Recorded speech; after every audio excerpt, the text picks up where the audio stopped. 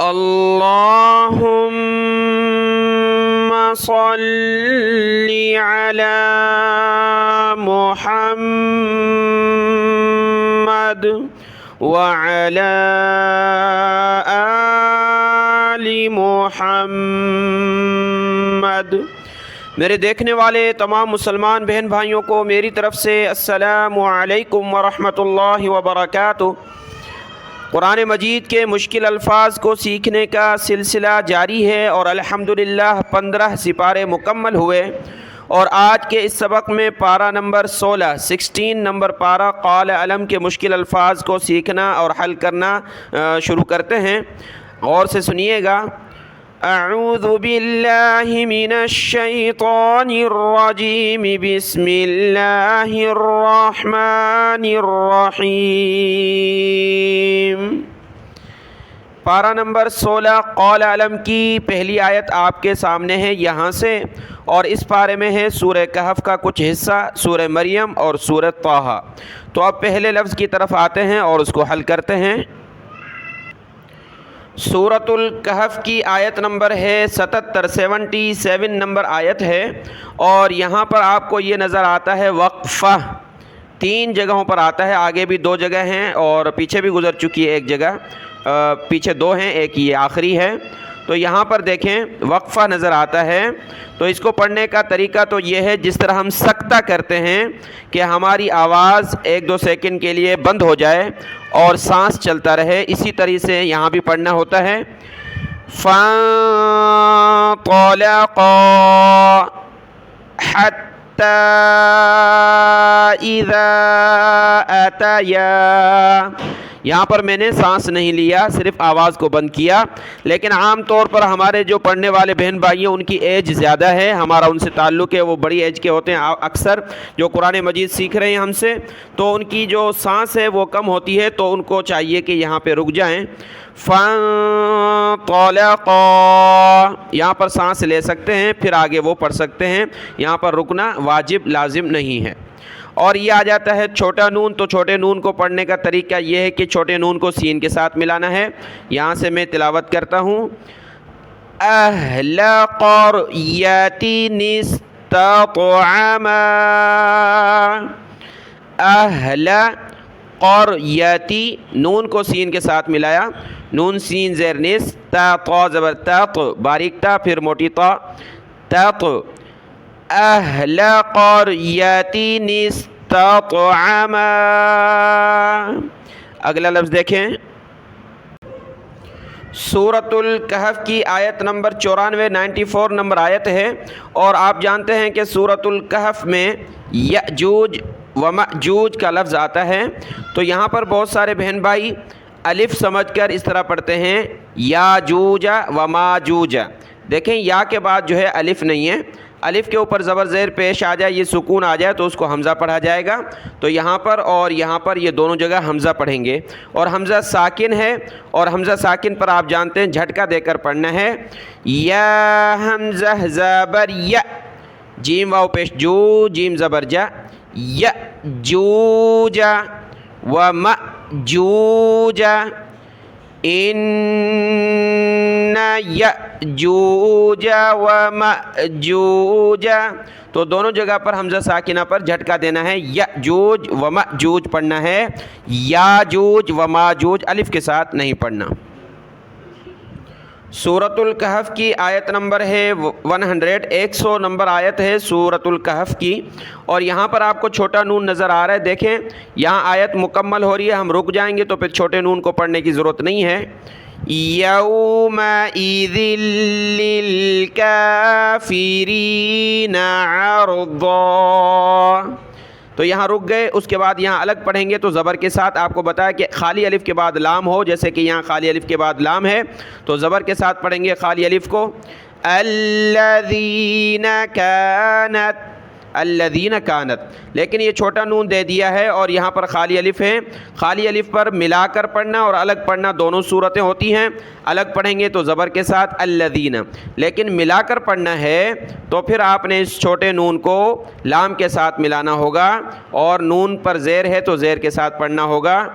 عرضن الذین، عرض ضاد زبر ضا نون کو لام کے ساتھ ملایا للذین. یہ سورۃ الکہف کا آخری لفظ تھا. سورۃ الکہف مکمل ہوئی. اب آتے ہیں ہم سورہ مریم کی طرف. سورہ مریم کی آیت نمبر ہے 7 نمبر آیت ہے سورہ مریم کی. اور یہاں پر آپ کو یہ لفظ ملتا ہے نون چھوٹا نون اور خالی الف ملتا ہے. تو اس پر ہم وضاحت کرتے ہیں. یہاں سے آیت کی تلاوت کرتے ہیں. یا زکریا انا نبشرک بغلام اسمہ یحییٰ. بعض عربی غین پیش غو لام کھڑا زبر لا بغلا غین نکالنے گلے سے بغلا میم زیر می بغلامی. غلام کہتے ہیں بچے کو کہ حضرت زکریا علیہ السلام کو خوشخبری ملی اللہ کی طرف سے کہ بیٹا ہوگا بچہ ہوگا اس کا نام ہوگا یحییٰ. بغلامی آگے نون کو ملائیں گے سین کے ساتھ. نون سین زیر نس میم پیش مو ہا الٹا پیش ہو نسمہ بغلام اسمہ بغلام اسمہ یحییٰ. یا حا زبر یح یا کھڑا زبر یا یحییٰ. اب یہ تو واضح ہو گیا نون کو سین کے ساتھ ملایا بغلام اسمہ یحییٰ.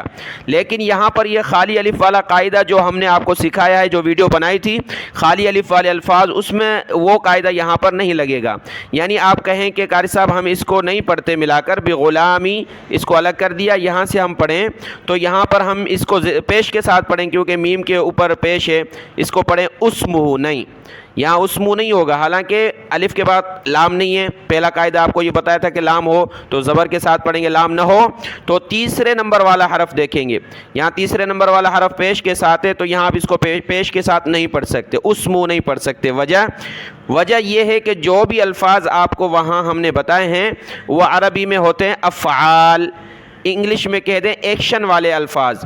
کام کرنا کھانا پینا چلنا یہ ایکشن ہوتے ہیں. کام کرنے والے افعال جس کو کہا جاتا ہے فعل وہ فعل والے الفاظ تھے سارے کہ یہ کام کریے وہ نہیں کریے اس طرح کے الفاظ تھے. اس میں وہ قاعدہ ہے.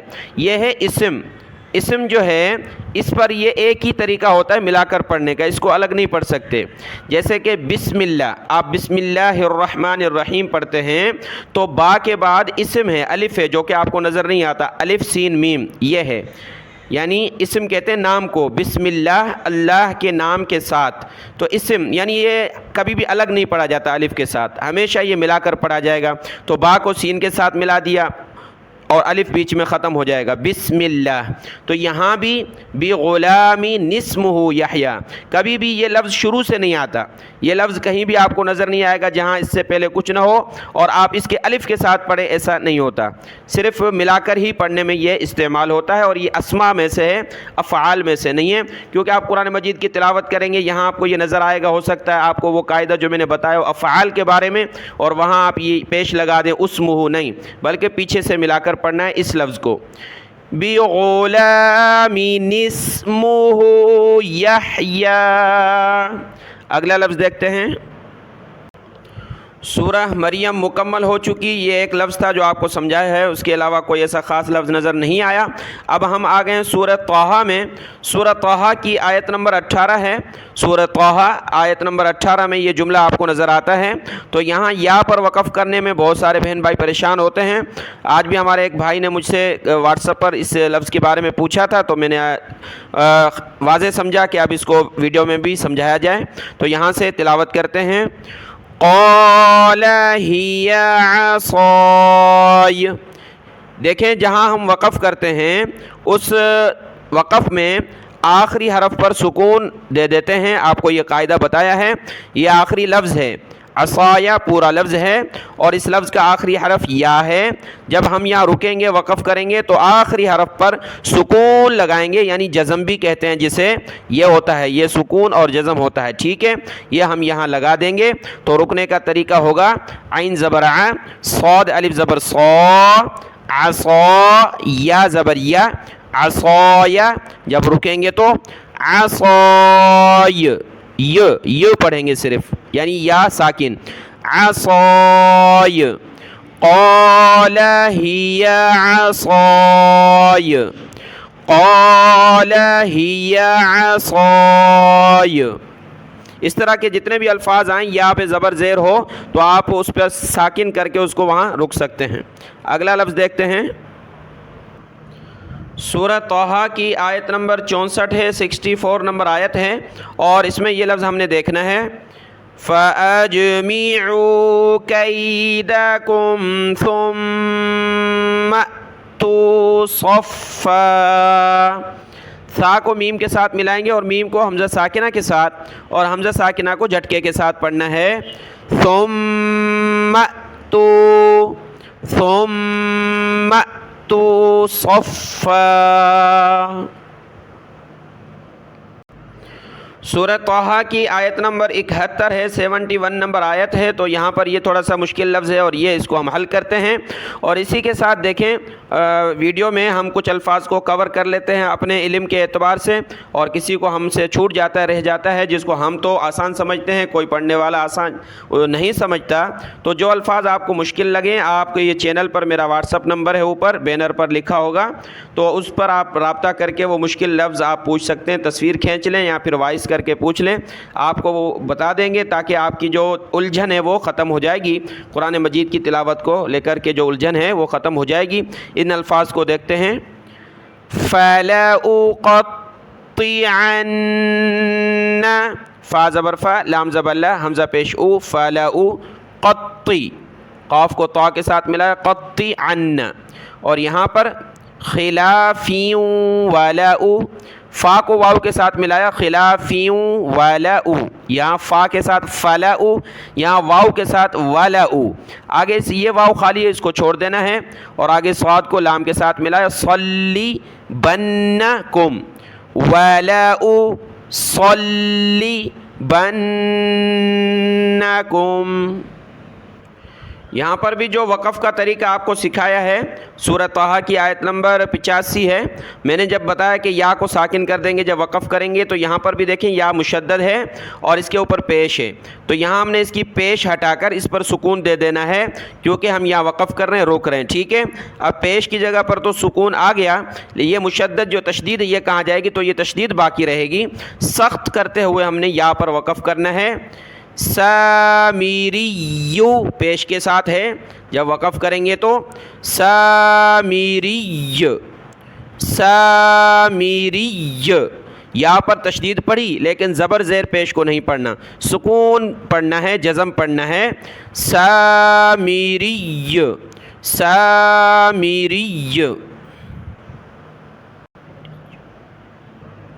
سورہ طٰہٰ کی آیت نمبر 94 ہے، 94 نمبر آیت میں یہ لفظ آتا ہے، قال یا ابن ام، دوسری جگہ ہوتا ہے یا بنیہ، وہ الگ ہے، اے میرے بیٹے، یہاں ہے یا ابن ام، اے میری ماں کے بیٹے۔ حضرت ہارون علیہ السلام کہہ رہے ہیں اپنے بھائی حضرت موسیٰ علیہ السلام کو کہ اے میرے ماں کے بیٹے، یا با زبر یب، نون زبر نہ، یبن، حمزہ کو میم کے ساتھ ملائیں گے، حمزہ میم پیش میم زبر ما، یبن ام، قال یبن ام۔